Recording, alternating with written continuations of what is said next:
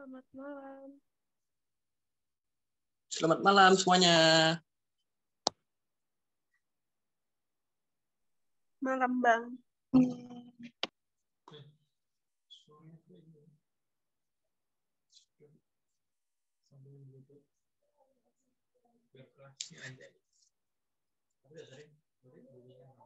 Nah, baik Mbak, ini bisa kita mulai nggak Mbak? Nah, ada Korwil di sini.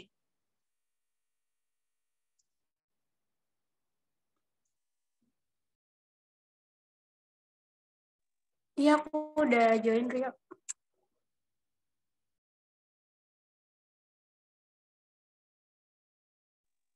Nah, bagaimana Mbak, bisa dimulai tidak?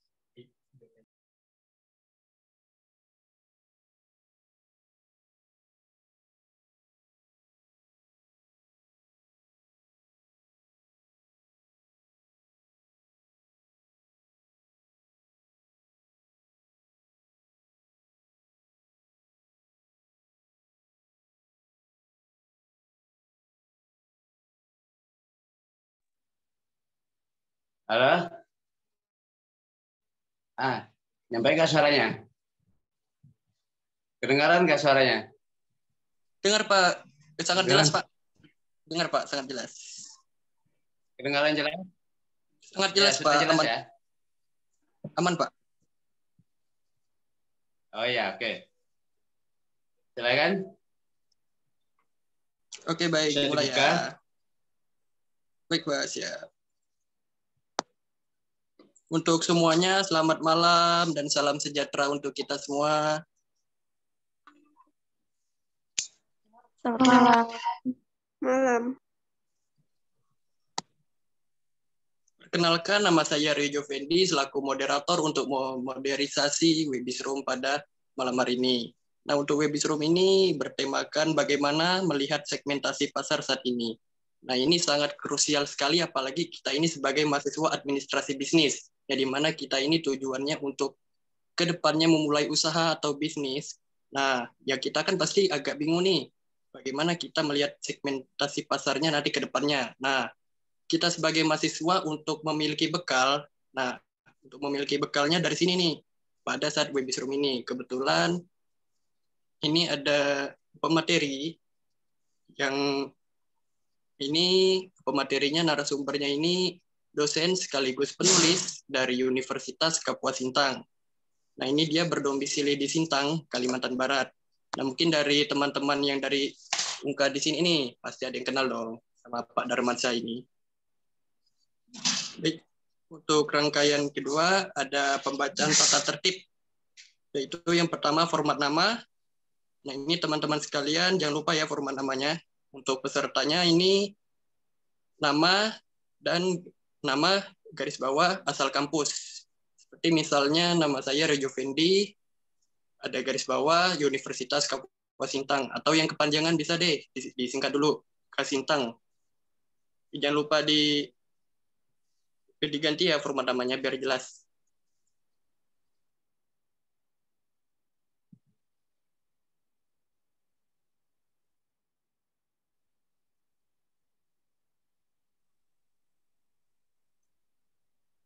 Nah, yang kedua ada memakai alma mater. Nah, pastinya ada alma mater kampus masing-masing kan. Nah, ini dipakai dulu. Bagaimana teman-teman yang lain? Oh ya, sebelumnya on cam dulu dong. Buat teman-teman. Jangan lupa on cam-nya.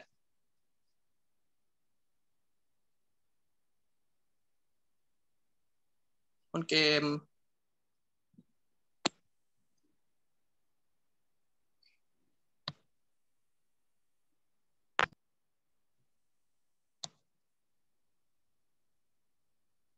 Oke, Ramya.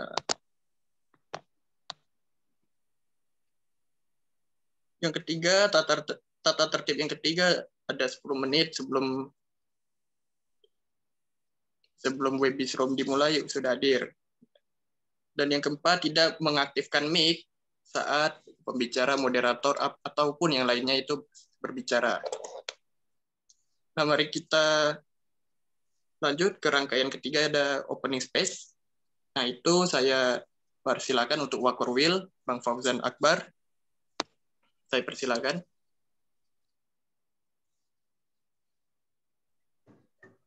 Ya, terima kasih atas kesempatannya.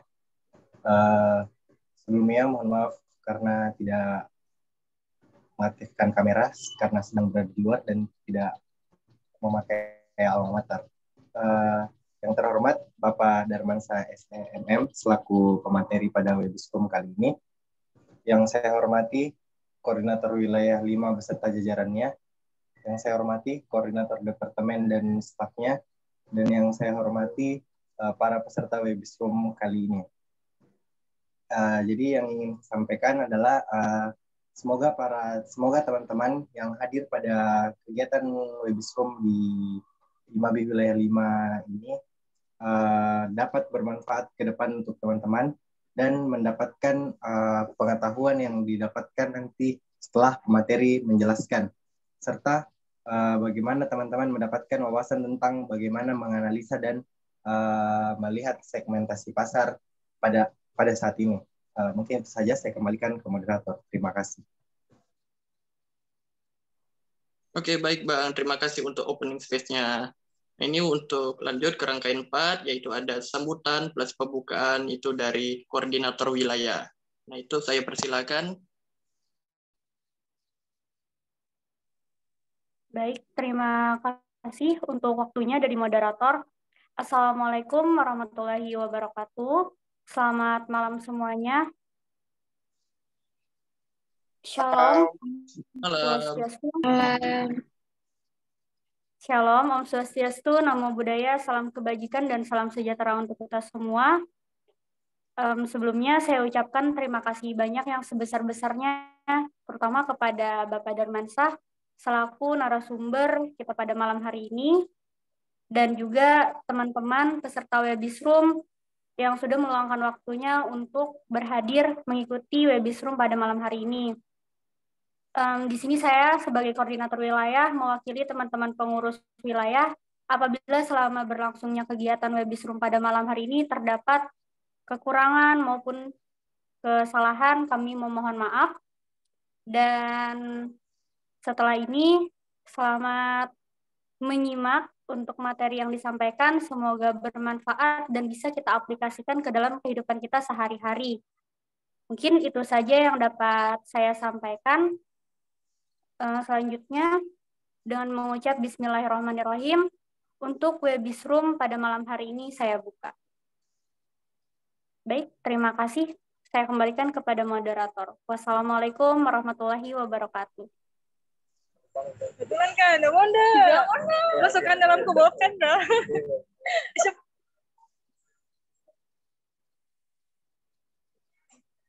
Ih, mana sedang tuh?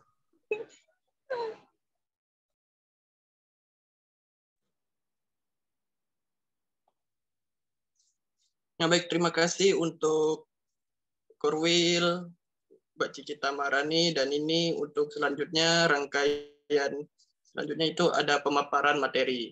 Nah, ini untuk pemaparan materi dari Bapak Darmansyah, saya persilakan, Pak.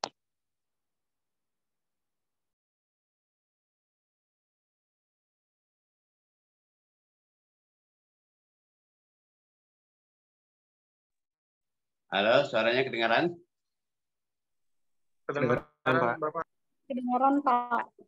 Oke, Assalamualaikum warahmatullahi wabarakatuh.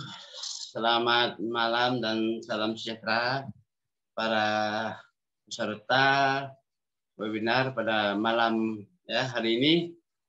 Ya, sampai jumpa kita di kegiatan ini ya, webinar. Saya menyambut baik sekali kegiatan yang bermanfaat sekali sesuai ya, dengan keahlian kalian bidang kemahasiswaan, prodi administrasi bisnis ya. Nah, ya semoga pada malam hari ini banyak yang hadir, banyak yang mendengarkan ya. Nah, dan ini juga bagian yang terpenting dari bagian materi ya yang selama ini ya saya sampaikan ya, kepada anda semua dimanapun saja berada. Namun sebelum saya mulai ya sampaikan ya, semoga anda semuanya dalam keadaan sehat walafiat selalu ya, semoga dalam keadaan fit ya untuk mengikuti kegiatan ya webinar kali ini ya. Ini sebuah kegiatan yang sangat positif yang kalian lakukan ya, karena ini sangat bermanfaat ya. Nah, saya di sini sesuai dengan ya permintaan dari panitia ya, saya akan menyampaikan ya materi khusus nih ya, khusus ya segmentasi pasar masa kini ya. Nah, segmentasi pasar masa kini ini ya tentunya ya kita tidak juga terlepas ya, dari pengertian-pengertian ya segmentasi yang berdasarkan teori-teori yang ada. Nah, itu sebagai landasan kita ya. Nah, oke, mungkin ya semoga bisa menyimak ya. Sebelum ini saya mulai ya. Nah, apa itu segmentasi? Itu yang sebenarnya yang perlu kita ketahui bersama ya. Kemudian apa yang menjadi tujuannya, contoh dan manfaatnya ya di dalam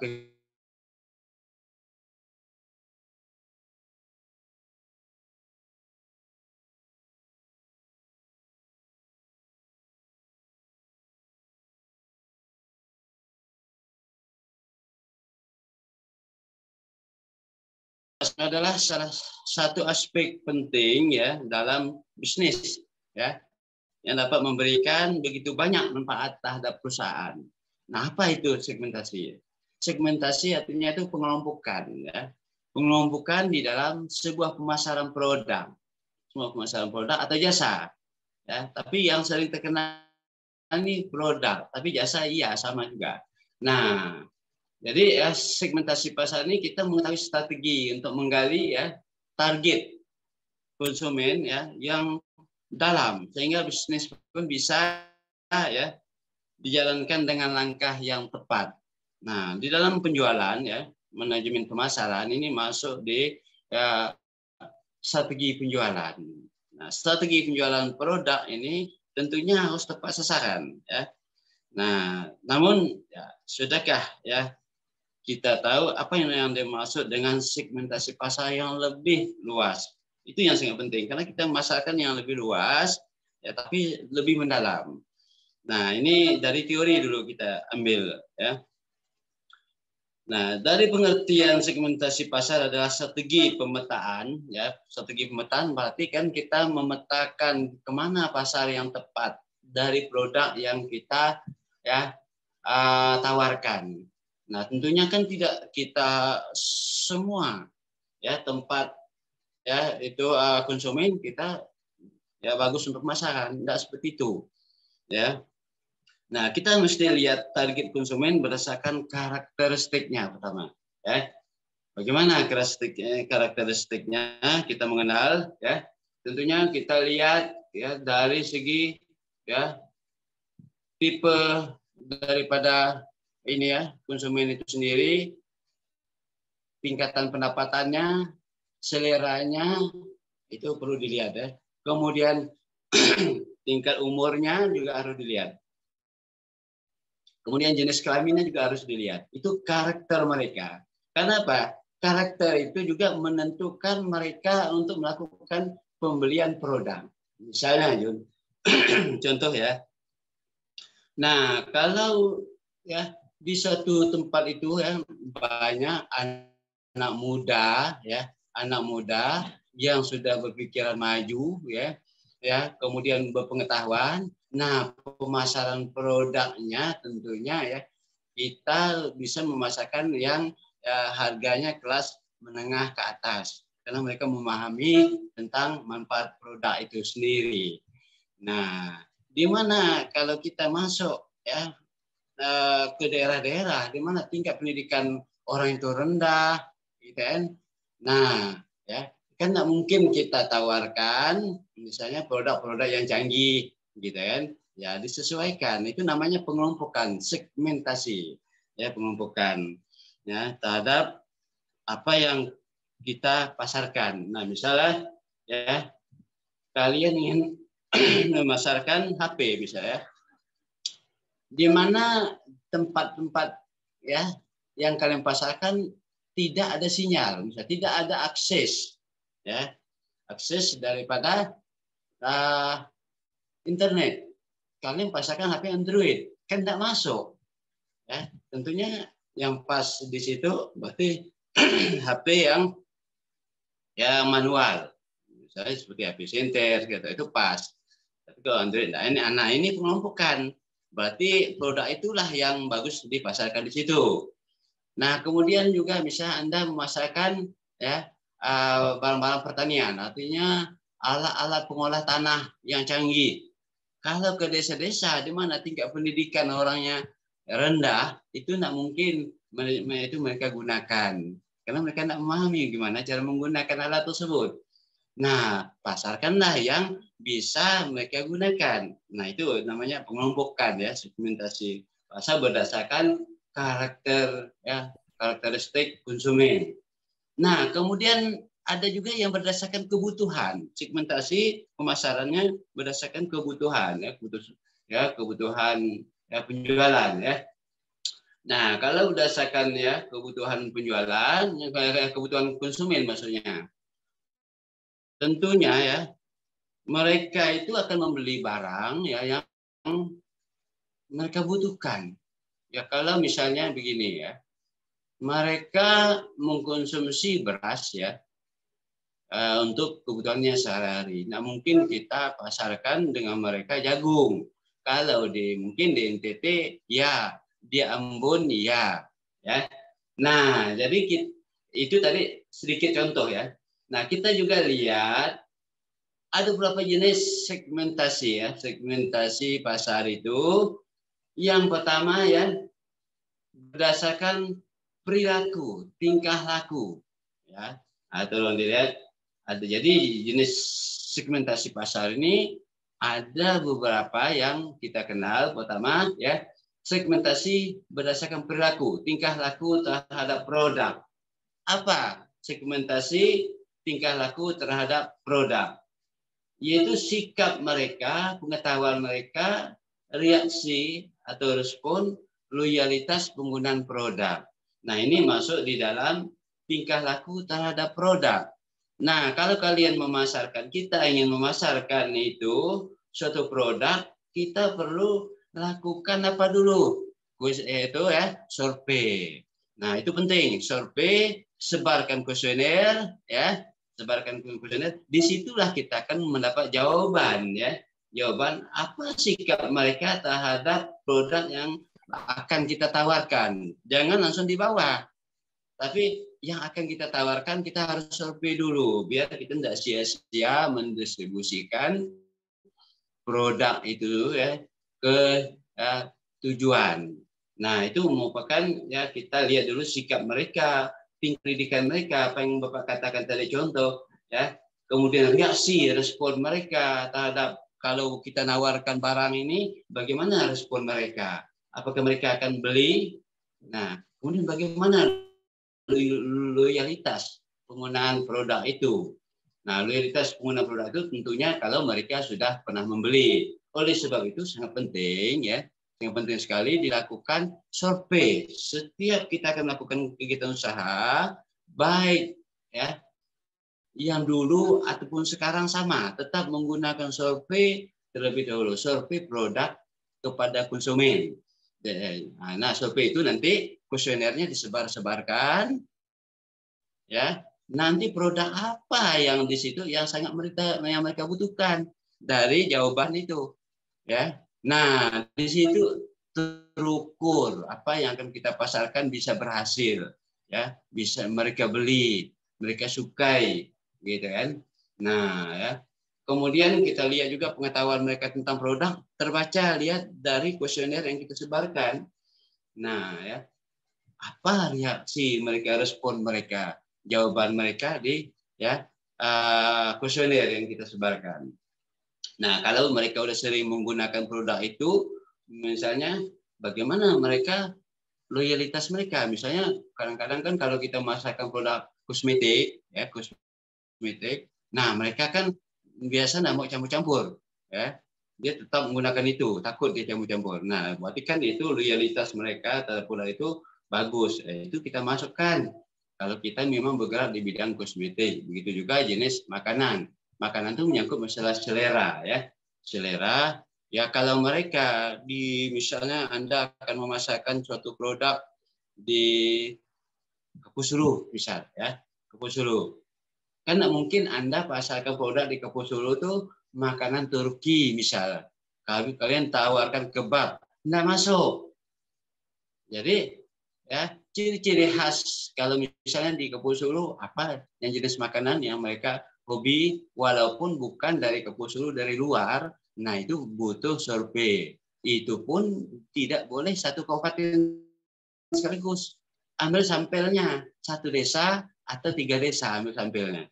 Karena pada dasarnya kalau misalnya satu tempat itu satu kabupaten itu jenis kuliner yang mereka suka itu hampir sama walaupun bedanya tidak terlalu banyak. Nah kalau Anda ingin memasarkan itu ya dari segi apa segmentasi ya perilaku. Ada lagi segmentasi demografis. Nah tadi Bapak sudah sampai ke situ rupanya ya, berhubungan dengan usia ya.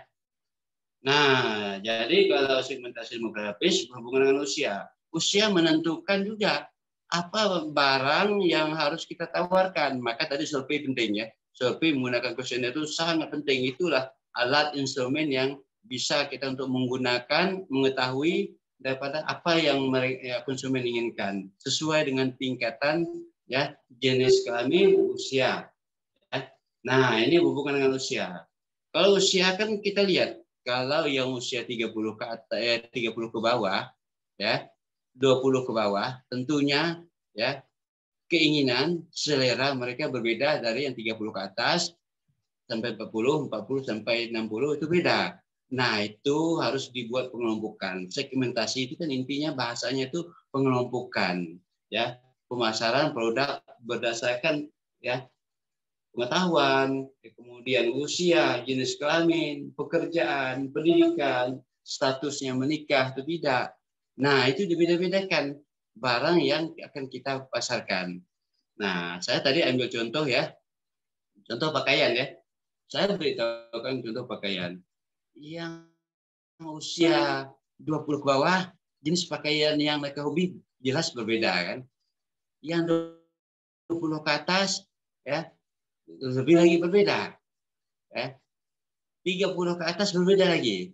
Kalau yang 20 ke bawah kan kebanyakan kehobiannya yang mengikuti tren. Sampai ya 25 mungkin masih mengikuti tren. Tapi kalau udah 30 ke atas, kalau pakaian ya tentunya mereka sudah yang penting hakikat pakaiannya bagaimana. Nah, ini ya kalau dari segi usia. Nah, kemudian jenis kelamin juga. Itu dilihat ya. Di suatu tempat itu yang akan kita pasarkan produk itu apakah dia ya jenis kelaminnya laki-laki atau perempuan yang paling banyak. Nah, kita bisa sesuaikan jenis pakaian apa misalnya. Ya. Kemudian kalau HP yang perempuan dengan laki-laki yang mana yang dihobi mereka, warna, motif.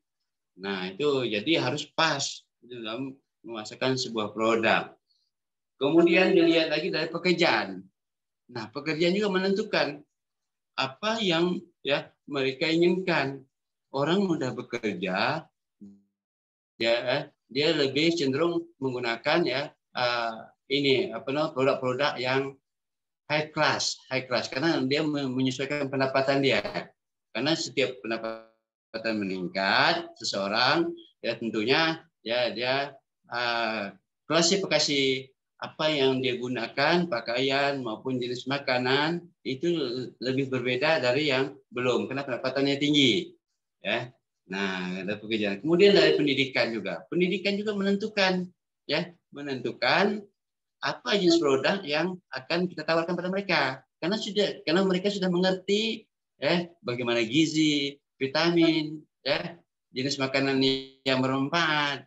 Nah, jadi itu disesuaikan produk yang ditawarkan.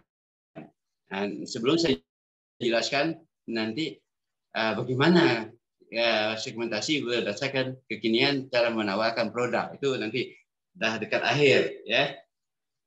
Kemudian segmentasi demografis, ya.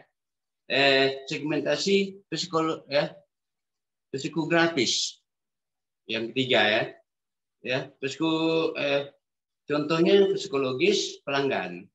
Nah, ini menyangkut masalah produk yang menjadi selera target. Itu tadi ya, saya jelaskan tadi, selera target konsumen secara mendalam apa. Nah, kalau kita lihat ya, kalau menyangkut produk yang sifatnya ekspor ya.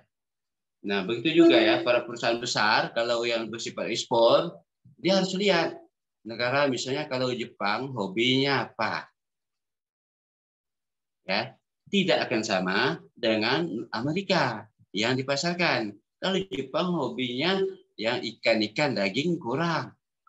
Ya, itu segmentasi kelompok berdasarkan negara. Itu lebih luas lagi. Ya, maka yang biasa ekspor produk antar negara ini harus menguasai ini juga. Ini penting sekali. Ini maka Anda mengadakan ini webinar sifatnya segmentasi pasar ini sudah tepat sekali. Ini sangat mendukung daripada kegiatannya dan keuntungan sebuah perusahaan di dalam melakukan operasionalnya. Nah, nanti kalian yang mungkin di manajemen pemasaran, mengambil mata kuliah manajemen pemasaran, kalian akan ketemu dengan bagian dari materi segmentasi pasar ini. Nah, ya. Kemudian kita lihat lagi ya, segmentasi psikologis ini secara target konsumen ya, untuk kita pelajari secara mendalam melalui survei. Nah, itu ya, survei melalui kuesioner itu harus tepat membuat kuesionernya. Harus tepat pertanyaan-pertanyaan supaya barang yang kita pasarkan, produk yang kita pasarkan itu juga tepat sasaran. Ada pembelinya, gitu kan, sesuai dengan kebutuhan daripada daerah yang dimana tempat kita masarkan, ya. Kemudian ada lagi ya, bagian daripada segmentasi psikologis menyangkut gaya hidup, ya. Nah, gaya hidup, hobi, ketertarikan, ya, dan lain-lain. Nah, gaya hidup juga menentukan permintaan suatu barang. Nah, kalau di desa-desa biasanya gaya hidup sederhana biasa. Jangan ditampilkan misalnya kita menjual HP yang harga 12 juta ke desa. Itu tidak akan terjual. Ya, paling toko-toko kalaupun ada yang berani ngambil. Jadi itu mereka tidak akan memungkinkan ya untuk ya seleranya tinggi. Nah, ya. Kemudian hobi. Nah, hobi juga menentukan permintaan suatu barang. Nah, kalau kita buat kuesioner,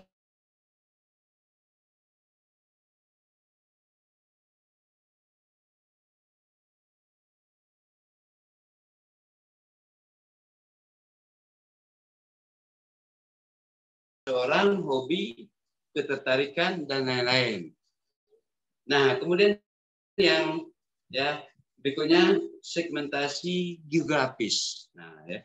Jadi memang segmentasi ini dia lebih rinci pembahasannya. Kenapa segmentasi pemasaran produk ini? Karena ini sangat penting. Perusahaan ini tergantung kepada ya produk yang dipasarkan. Kalau produk yang dipasarkan tidak terjual, itu kan merugikan perusahaan, ya kan? Maka ini sangat penting materi ini. Ya. Saya pun mengucapkan terima kasih kalian sudah mengadakan seminar webinar tentang segmentasi ini. Nah, kita lihat lagi ya, segmentasi geografis berdasarkan lokasi target ya tinggalnya. Nah, berdasarkan lokasi target tinggalnya. Ini penting juga. Kenapa? Kalian memasarkan produk itu sesuai dengan pengelompokan, tapi jangan yang di luar jangkauan akses, baik akses jalannya susah, akses internetnya susah, gitu kan? Nah, itu akan memakan biaya, tidak efisien dan tidak efektif ya dari segi keuntungan perusahaan ya. Nah, di sini juga ya disebutkan bahwa misalnya begini. Di sana memang banyak membutuhkan produk kita, tapi biaya untuk kita membawa ke sana lebih mahal daripada ya, lebih besar daripada keuntungan. Untuk apa? Ya. Nah, kenapa yang tidak yang lebih dekat-dekat, yang mudah akses jalan, mudah transportasi mudah, kemudian hubungan komunikasinya mudah. Nah, itu lebih efisien dari segi biaya dan lebih efektif ya di dalam menguntungkan ya penjualan bagi sebuah kegiatan usaha kita atau sebuah perusahaan ya. Nah, kemudian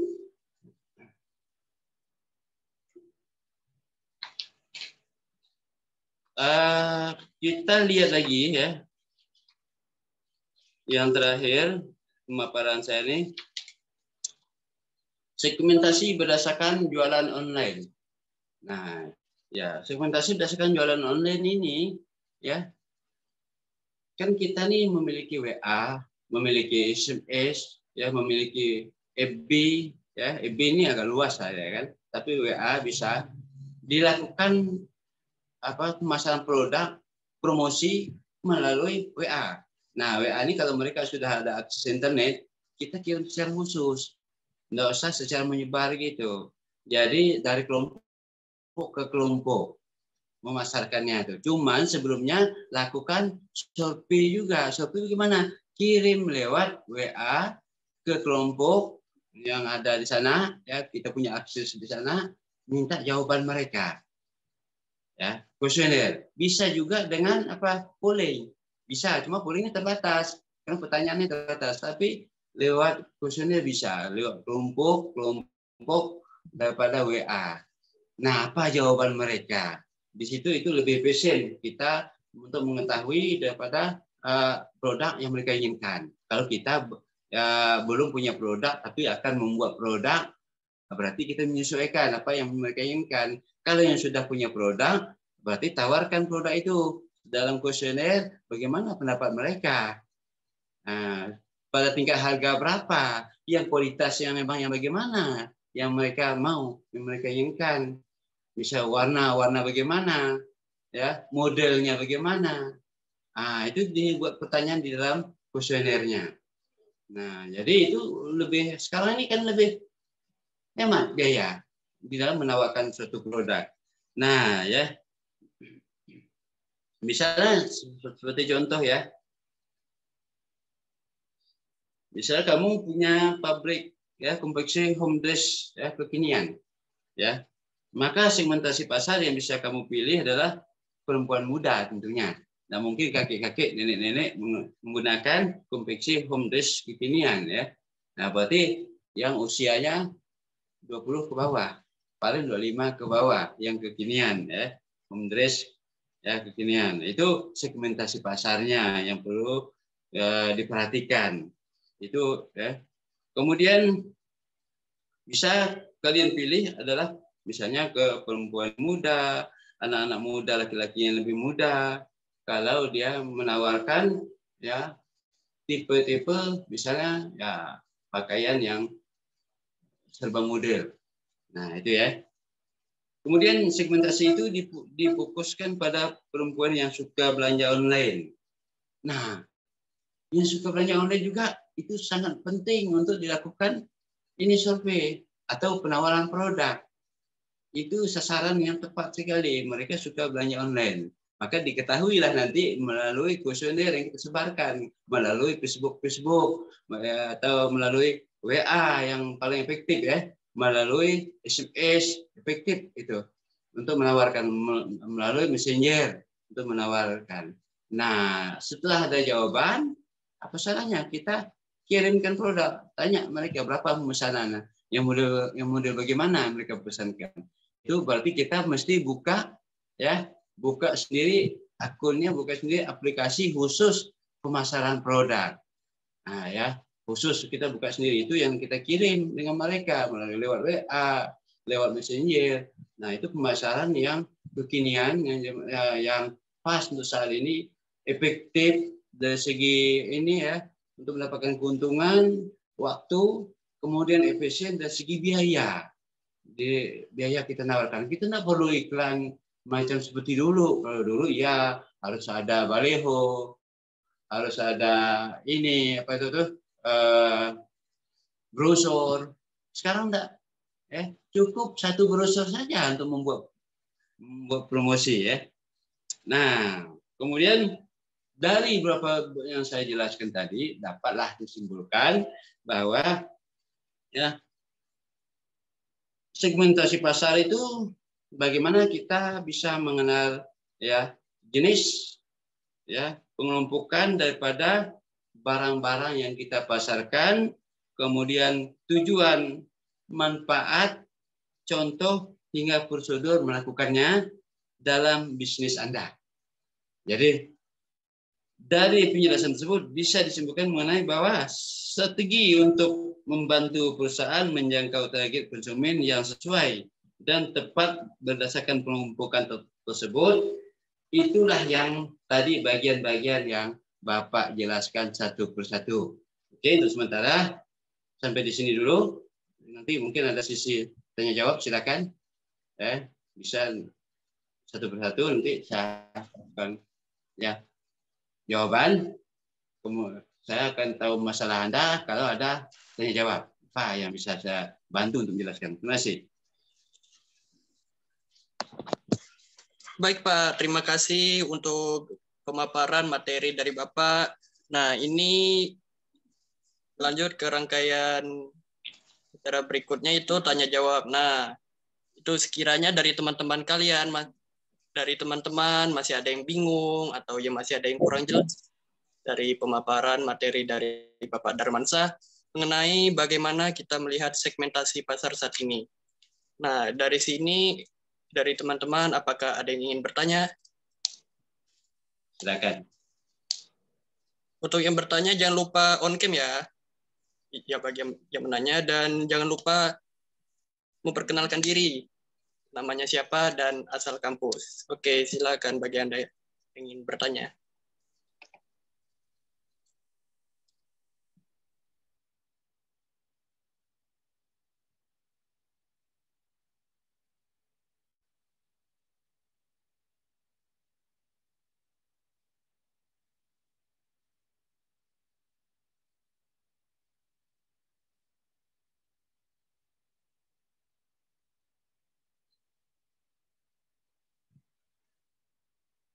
Silakan. Jadi kita beri waktu 2 orang dulu, nanti tambah lagi.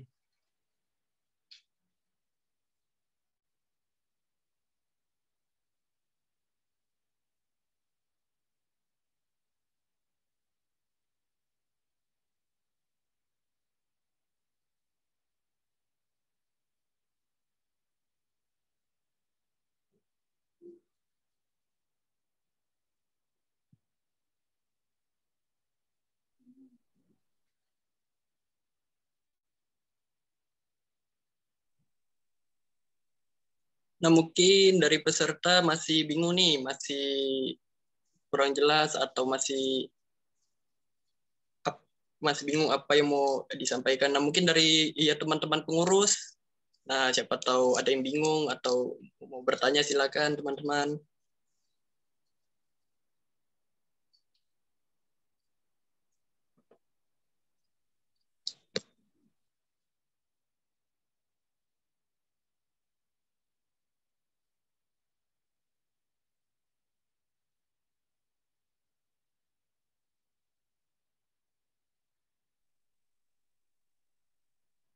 Baik, di sini saya ingin bertanya. Ya, silakan. Sebelumnya perkenalan dulu. Nama saya Yansen Mariono, saya dari Universitas Kapuas Sintang. Jadi di sini saya ingin bertanya tentang bisnis non produk. Karena dari tadi saya mendengar Bapak menjelaskan tentang bisnis-bisnis yang memiliki produk. Nah, bagaimana dengan segmentasi pasar yang dilakukan oleh orang-orang yang tidak memiliki bisnis produk seperti jasa. Sekian. Oke, terima kasih. Ini sebuah pertanyaan yang baik ya. Memang saya tadi menjelaskan tentang banyak produk. Ya, itu betul. Kenapa? Itu yang sebagian besar mayoritas yang ya banyak dilakukan kegiatan usaha oleh sebagian besar ya rakyat kita di bagian Timur Kalbar ini. Namun kalau yang bersifat jasa juga bisa. Misalnya dalam jasa pelayanan ya. Jasa pelayanan yang pertama misalnya begini ya. Mendirikan ya, yang penting ada akses internet ya. Ini yang masih saya lihat yang belum ambil oleh para calon pengusaha kesempatan yang baik. Misalnya kita bisa buka misalnya ini ya, teras bank-bank di desa-desa. Itu kalau sudah ada akses internet, kan sangat membantu sekali masyarakat di dalam desa itu sendiri untuk tidak perlu keluar di dalam mentransferkan uangnya untuk kepentingan belanja, untuk kepentingan anak sekolah contohnya, ya untuk pembiayaan apapun ya transaksi. Padahal akses internet ada. Nah itu ya sekarang ini ya sangat berpotensi sekali untuk dilakukan ya, dan itu juga hampir semua desa menggunakannya. Ketimbang mereka jauh keluar, akses internetnya, akses jalan, maksudnya ya, akses jalannya susah. Kenapa mereka tidak mentransferkan lewat desanya sendiri untuk ngirim pada anak-anaknya sekolah? Itu yang paling penting. Itu merupakan peluang sekali, ya.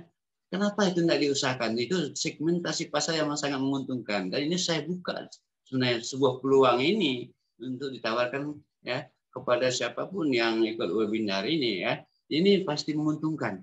Itu satu, ya. Nah, yang kedua, bagaimana? Kenapa tidak membukakan sebuah ya tim atau kegiatan usaha yang memberikan pelayanan di dalam urusan mendirikan kegiatan usaha. Misalnya ada masyarakat kita ya ingin mendirikan usaha apapun, sifatnya usaha mikro, kecil dan menengah, ya.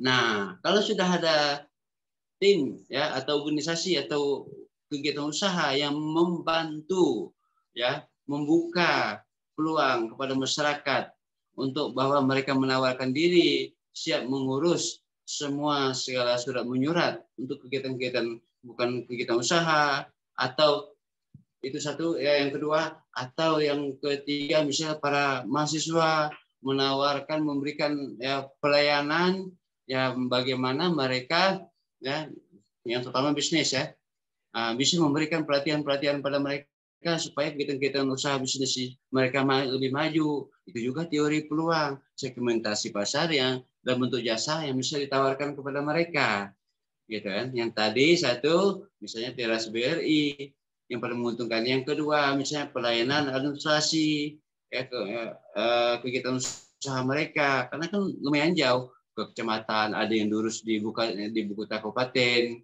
gitu kan. Nah kan mereka rata-rata ini kan masyarakat ini malas untuk keluar ke tingkat kabupaten untuk urusan itu ini. Nah kita lah jadi konsultannya. Apalagi kalau para mahasiswa masih jadi mahasiswa saja, kalau bisa manfaatkan itu, itu udah uang mengalir sendiri, gitu kan. Udah merupakan bagian keuntungan. Selesai kuliah, selesai sarjana, udah nanti tinggal lanjutkan. Adakan program pemekaran daripada kegiatan usaha itu waralaba sistemnya. Nah itu dari segi jasa itu pertanyaan bagus tadi. Silakan. Ada yang lain lagi? Atau bagaimana tadi? Sudah bisa dicerna? Itu aplikatif sekali.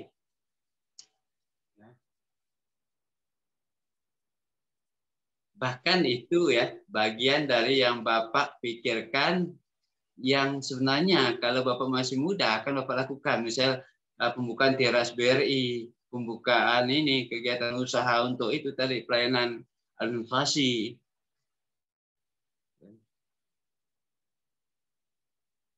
Silakan, ada lagi? Oke, bagus. baik. Terima Bagus. kasih, Bapak. Terima kasih, pertanyaannya bagus. Oke, baik. Terima kasih, Bapak. Untuk Jansen Mariono, gimana untuk jawabannya? Apakah puas atau masih ada tambahan lainnya? Baik, di sini saya mau mungkin menambahkan sedikit. Jadi sebenarnya saya nggak enak bongkar di sini, tapi saya punya usaha yang bergerak di bidang arsitektur. Terus saya juga kerja freelance, saya juga influencer dan trader. Jadi untuk segmentasi pasarnya itu random. Arsitektur, semua secara umum. Ya. Jadi Baik. karena produk saya ini saya katakan produk karena dia berbentuk seperti hanya sebuah gambar dan video. Jadi untuk target pasarnya itu orang-orang yang di atas 30-an. Iya. Nah, sementara untuk orang-orang yang di under 30, mereka belum bisa menggunakan jasa saya karena begini. Rata-rata di umur di bawah 30 tuh masih belum lama selesai pendidikan atau budget masih kurang gitu loh. Jadi saya ingin menambahkan pertanyaan tadi, yaitu kira-kira bagaimana sih Pak segmentasi pasar yang lebih high gitu untuk meningkatkan usaha di bidang arsitek ini? Ya, itu sangat bagus sekali ya. Sasaran segmentasi pengelompokan daripada ya itu ada dua sebenarnya tadi ya. Produk, jasa juga.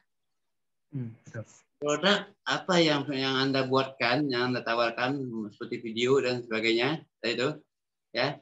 Jasa bagaimana memberikan pelayanan. Ya. Misalnya kalau arsitek ini kan ya dalam bentuk apa yang abstrak yang akan dibangun. Kan arsitek kan? Arsitek dia bisa pertamanan, bisa perumahan ya. Nah, betul. Sasarannya itu yang 30 ke atas. Ya. Nah, Anda tawarkan ada dua cara. Coba tahu cara. Ya. Tawarkan dalam bentuk produk, dalam bentuk video ya. Dalam bentuk ini ya, gambar. Ya, dalam bentuk gambar. Kalau masih nawarkan itu masih secara umum melalui online itu belum bisa untuk para konsumen itu mengambil keputusan ya, keputusan untuk bisa membeli menggunakan daripada produk yang kita tawarkan. Namun alangkah baiknya ya Anda lakukan survei terlebih dahulu, misalnya di Kabupaten Sintang nih, di mana orang yang gencar membangun. Itu pertama. Ya, apakah Sintang Kota atau kecamatan mana atau bahkan bisa kabupaten lain, Anda cek. Survei kan tidak harus tertulis. Kalau yang survei tertulis itu bisa langsung dengan kuesionernya. Nah, Anda lakukan penawaran secara face to face dulu sebelum Anda dikenal. Ya, face to face dulu. Misalnya melalui kerabat bisa Anda mencari konsumen ya. Dengan melalui kerabat, bisa melalui Anda buka di internet, bisa diketik saja muncul untuk di Kalbar ini. Nah, Anda kunjungi, ya, Anda tawarkan dulu dalam bentuk ya lewat internet. Nanti Anda lakukan canvassing yang ulang, lakukan pertemuan langsung dengan mereka. Siapa nanti mereka kan begini, kalau udah kita langsung pertemuan, ya ngomong langsung begini. Berbeda daripada kita menawarkan dengan jarak jauh. Berbeda. Kenapa? Mereka ada kedekatan untuk menanyakan sesuatu dengan kita. Pak, kalau model ini bagaimana Pak? Bisa enggak? Berapa biayanya? Karena yang kita tawarkan kan biasa belum tentu sesuai cocok dengan yang mereka inginkan. Oh bisa Pak. Kira-kira berapa harganya? Biasa sampai ke situ. Kita ini sampaikan. Oh, kalau gitu boleh. Saya maunya seperti gini.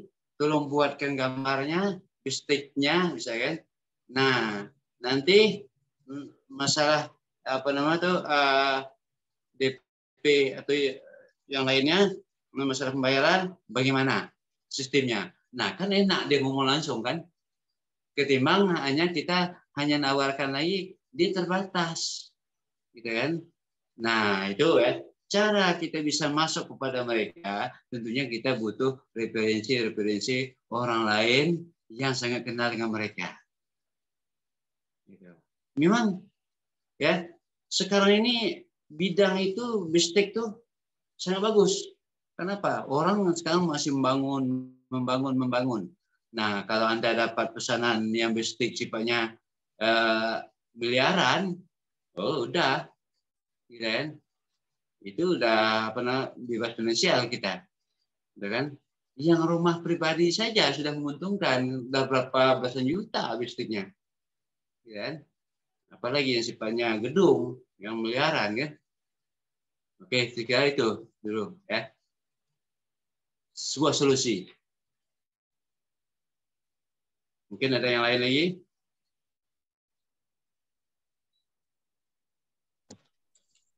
Oke, terima kasih Bapak dan terima kasih untuk Yanchen Mariono telah bertanya. Dan ini lanjut ke penanya selanjutnya. Ini tadi ada Muhammad Suwardi nih, ya tadi ngeresen. Nah, untuk Muhammad Suwardi bagaimana? Ya karena tadi ada resen.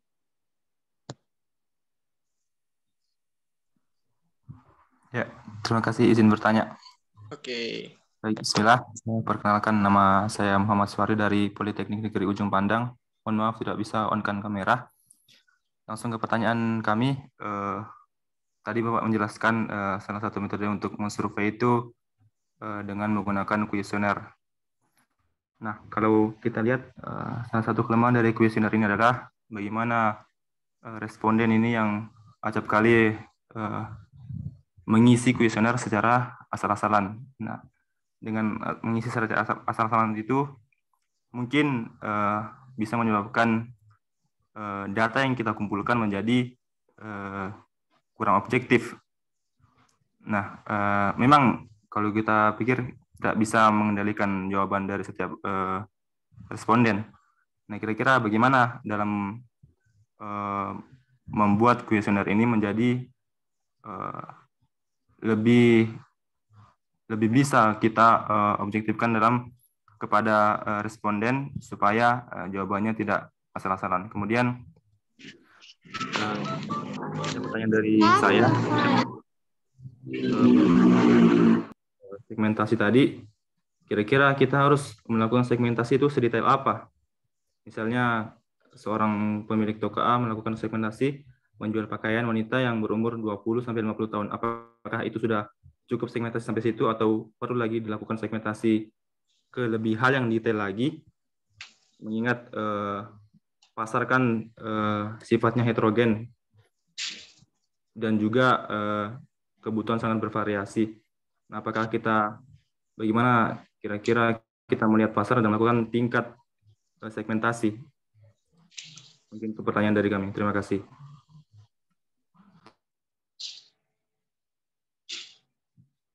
Oke, terima kasih atas dua pertanyaan dari Bapak Muhammad Suwardi ya, di Ujung Pandang ya.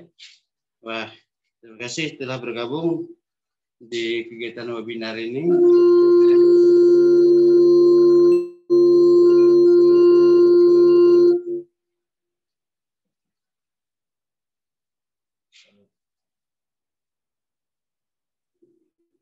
Oke, tadi pertanyaan pertama ya. Coba bisa diulangi lagi pertanyaan yang pertama tadi.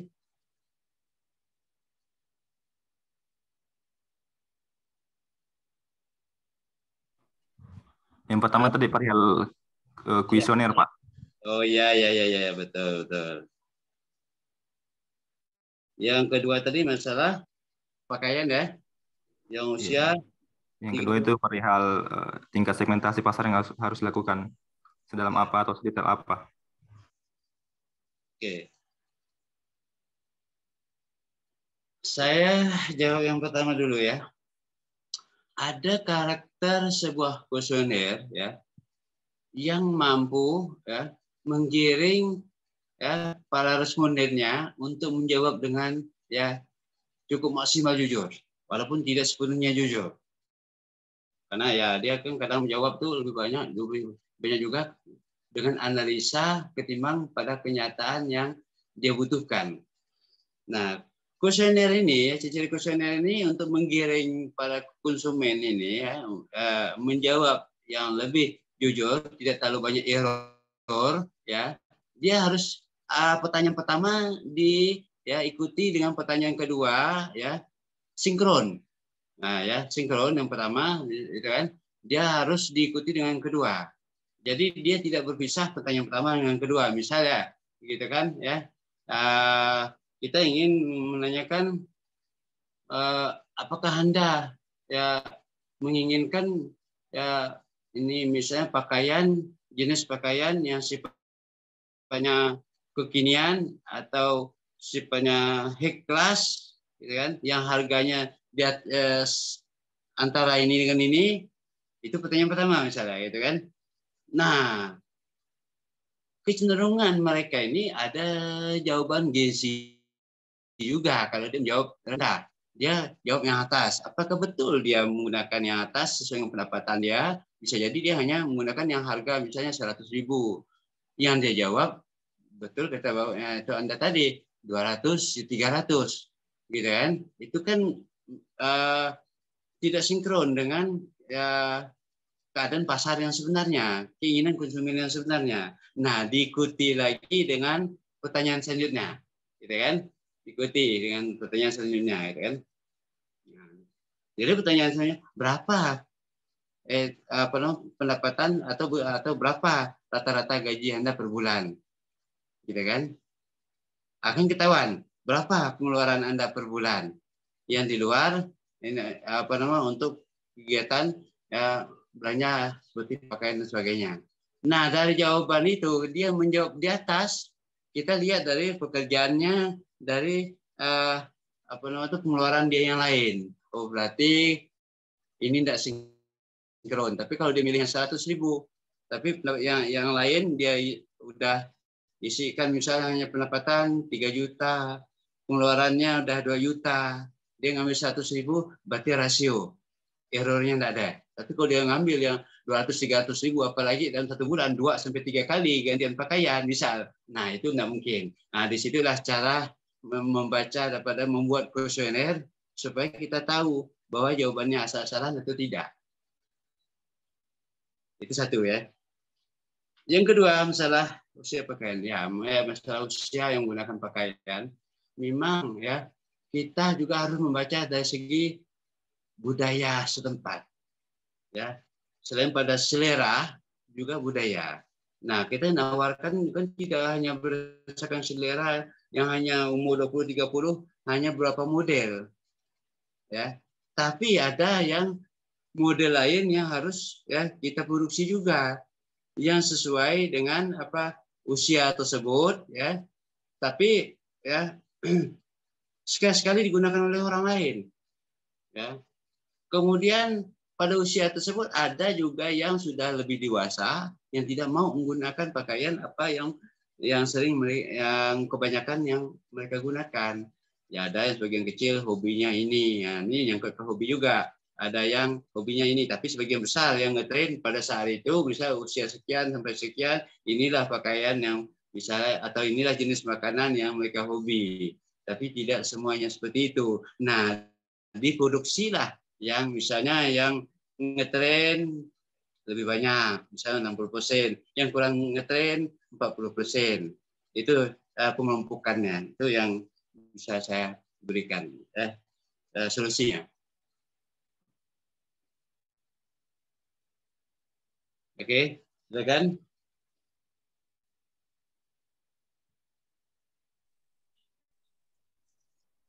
Oke, baik. Terima kasih Muhammad Suwardi untuk bertanya. Nah, mungkin ini pertanyaan terakhir ya, last question ya. Nah, ini Dok, ada yang rese nih. Pertanyaan tadi Bapak Suwardi bagus, makasih. Pertanyaannya bagus dan itu ya lebih mendalam.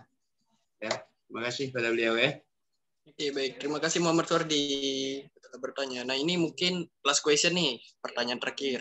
Ada yang raise hand tadi, atas nama Nanda Aulia Himabis Tia Bina.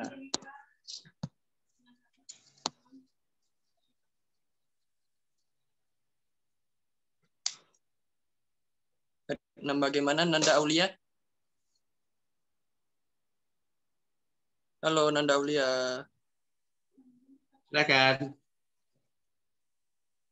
Ini dari publik ya? Dari bisnis, dari publik juga? Bisnis juga Bapak. Oke, sebelumnya izin nggak bisa nyalain kamera ya, maaf.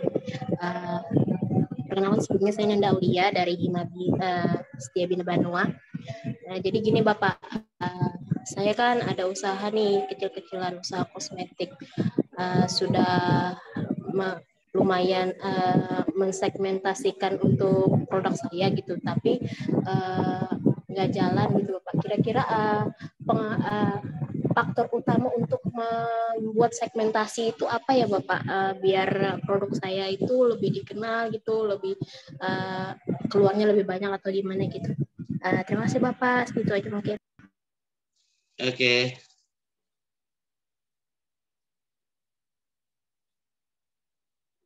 Terima kasih si Aulia. Ini menarik sekali ya. Tapi Anda sudah pernah tawarkan melalui iklan, promosi? Untuk promosi Bapak, saya menggunakan media sosial saya sendiri, di WA, di Instagram, di TikTok saya gitu. Tapi ketertarikan orang itu kayaknya belum gitu Bapak, nggak ada, belum ada yang tertarik begitu. Padahal saya sudah ada kan Bapak, kalau rate orang untuk main Instagram dan TikTok itu rata-rata jam 7 malam begitu. Saya sudah jam 7 malam gitu posting-postingnya biar dilihat orang, tapi untuk keluarnya produk saya itu masih kurang gitu. Gimana ya Bapak? Sudah berapa kali? Maksud saya itu sudah berapa tahun sudah? Untuk usaha saya sendiri baru saya Bapak, baru awal tahun tadi saya mulainya. Sebenarnya kan kosmetik ini, walaupun banyak pemasar ini ya, pemasarnya ya, ini tidak begitu susah karena yang gunakannya banyak. Di bawah usia 30 ini masih menggunakan kosmetik. Nah, tinjaukan lagi pertama ya, tinjaukan lagi masalah ini harga juga ya. Tinjaukan lagi masalah diskonnya juga. Tinjaukan lagi di mana segmen pasarnya itu ya di kalangan mana. Misalnya Anda tawarkan di kalangan mahasiswa bisa, kemudian ditawarkan ke generasi muda, organisasi-organisasi yang sifatnya ini ya sosial, melalui itu bisa ditawarkan. Dan yang lebih itu lagi, Anda mesti bikin waralaba, bikin ya kelompok tim dalam memasarkan produk tersebut. Nah, itu penting ya. Tim itu misalnya Anda pasang di mana orangnya, di mana ya, kawan, maksudnya itu ini tim dalam kegiatan usaha itu. Kita juga tidak bisa sendiri gitu kan, karena dengan banyak itu ya yang ikut memasarkan, kesempatan itu untuk terjual lebih banyak lagi. Kemudian ya Anda cek dulu ya, cek lagi ya tempat memasarkannya, jangan di kota kalau bisa ya, yang di pinggir-pinggir kota yang lebih jauh tempatnya ya Anda pasarkan, yang di mana mereka itu membutuhkan. Ya, enggak perlu pakai itu kuesioner lah kalau masih kecil, kalau besar ya, gitu kan. Nah, jadi promosi juga Anda perlu teruskan lakukan. Cuma Anda pertama harganya Anda turunkan dulu, harus mampu bersaing dulu. di mana orang sudah mengenal produk Anda, itu ya, baru Anda sesuaikan. Dan ada cara menutup ini ya, kekurangan harga yang kita pasarkan satu tempat dengan tempat yang lain. Di tempat yang lain bisa lebih tinggi, ya di mana dia pendapatan mereka tinggi.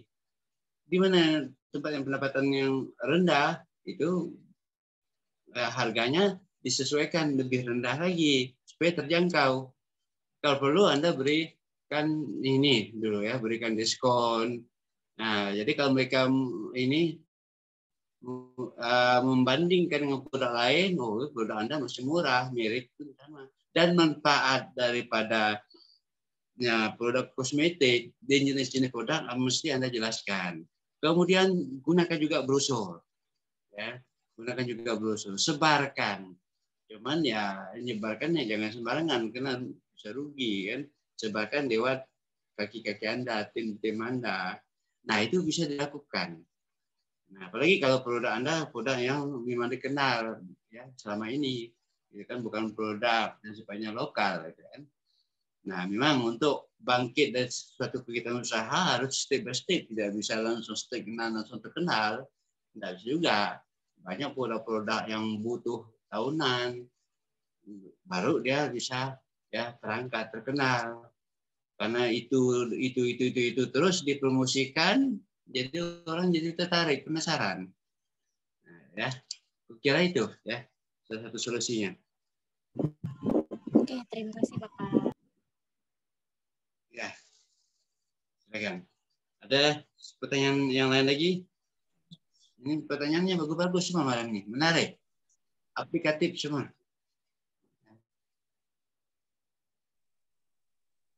Silakan. Mohon maaf, Ya. ini untuk sesi tanya jawabnya itu sudah habis Pak dari kami. Ya, saya ikut saja. Ada apa yang dibatasi panitia, saya ikut. Nah, ini dari kami itu hanya membuka satu sesi dengan 3 penanya aja Pak, karena mengingat waktu juga. Ya. Nah ini saya akan berikan closing terakhir, ya. Sebelum saya serahkan dengan panitia, tapi saya tetap berada di depan kamera. Ya. Yang pertama closing dari saya, ya, pasarkan produk, ya, baik dia dalam bentuk barang ataupun jasa, ya. Yang pertama sesuai dengan lingkungan ya, orang yang membutuhkan, konsumen yang membutuhkan, ya. Nah, lakukan dengan survei untuk mengetahuinya. Survei bisa survei secara langsung, turun tangan kita face to face, door to door, bisa juga melalui kuesioner. Ya, itu ya. Kuesioner juga terarah membuatnya. Jangan asal dibuat supaya orang lain tidak bisa asal-asalan menjawab. Jawabannya ketahuan. Jadi kalau dia jawab sembarangan ketahuan. Nah, kemudian ya buatlah produk, pasarlah produk yang memang tidak ada ya tidak artinya kecil saingannya. Ya, saingannya kecil tapi sangat dibutuhkan orang. Ya. Nah, bukan sekali-sekali dibutuhkan orang.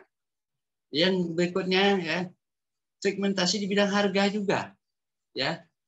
Kalau dia banyak persaingan ya, lakukan harga yang terendah, ya, harga yang terendah dari pesaing, di mana kita melakukan ya, penjualannya, ya.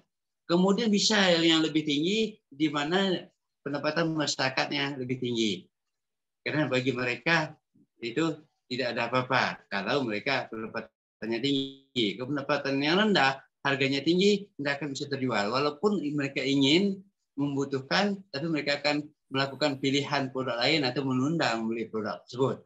Nah, intinya ya bahwa dalam kegiatan pemasaran ini segmentasi pasar adalah salah satu ya daripada strategi pemasaran yang tepat yang mesti harus dilakukan dengan cermat ya.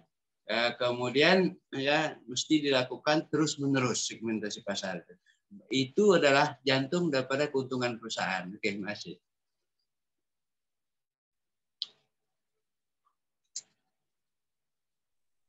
Silakan. Oke, baik. Terima kasih closingnya dari Bapak Darmansyah.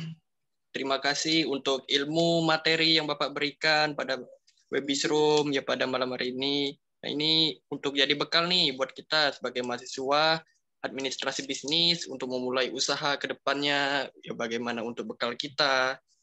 Nah, sekian dari pemaparan materi dari Bapak. Nah, ini mungkin masih banyak teman-teman yang lain yang masih pada kepo, penasaran. Nah, untuk yang materi yang Bapak berikan, tapi kami mohon maaf karena menimbang waktu nah, yang diberikan karena sudah lewat sedikit juga ya. Nah, untuk selanjutnya, dan selanjutnya ada penyerahan sertifikat nih Pak, dari kami para pengurus di wilayah 5 ke penyerahan sertifikatnya ke Bapak nih. Oh ya, terima kasih banyak sertifikatnya ya. Itu luar biasa, saya terima dengan senang hati ya. Dan ya semoga kegiatan webinar ini bisa dilanjutkan untuk pada tahap seterusnya atau materi yang sama atau bahkan materi yang berbeda. Dan saya ya kalau memang dibutuhkan masih siap membantu untuk sebagai pemateri. Baik, Bapak, saya juga mewakili teman-teman dari pengurus wilayah IMABI Wilayah 5 mengucapkan terima kasih banyak kepada Bapak karena sudah meluangkan waktunya dan bersedia untuk menjadi pembicara pada Webisroom malam hari ini. Dan saya juga mewakili teman-teman meminta maaf apabila terdapat kesalahan dan kekurangan dalam kegiatan kami pada malam hari ini. Terima kasih banyak, Bapak. Ya, sama-sama. Terima kasih banyak atas kehadirannya.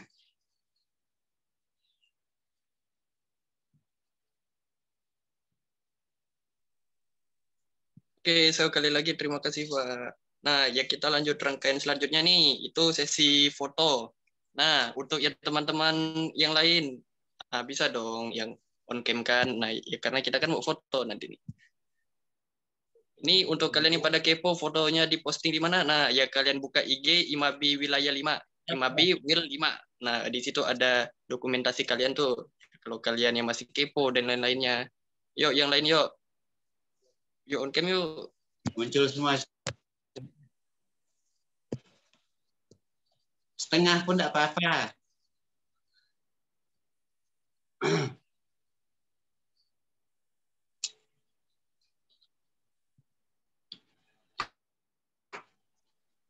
Oh ya, ini untuk hostnya nih, minta tolong fotokan atau enggak dari ECM nih, Kreatif Media, minta tolong.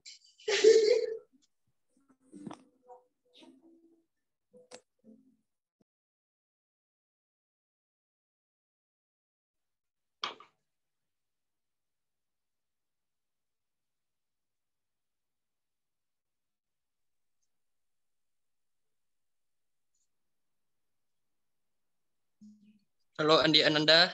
Baik, sebelumnya teman-teman bisa di-on-cam-kan dulu. Jadi saya akan mulai untuk dokumentasinya dalam 1, 2, 3. Untuk slide selanjutnya 1, 2, 3. Terima kasih banyak teman-teman sekalian. Saya kembalikan kepada moderator.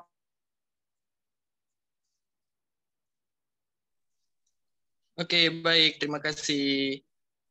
Nah, ini untuk ke acara paling terakhir nih, closing nih. Nah, ini dari saya sebagai moderator.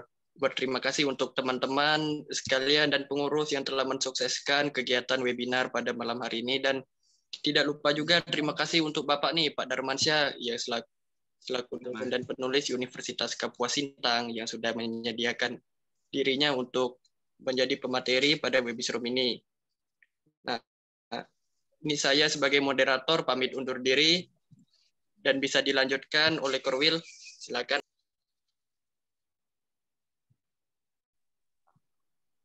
Baik, karena udah ditutup juga sama MC, sekali lagi saya ucapkan terima kasih banyak buat seluruh peserta Webisroom pada malam hari ini. Ditunggu di Webisroom Batch 2, teman-teman. Boleh live. Makasih.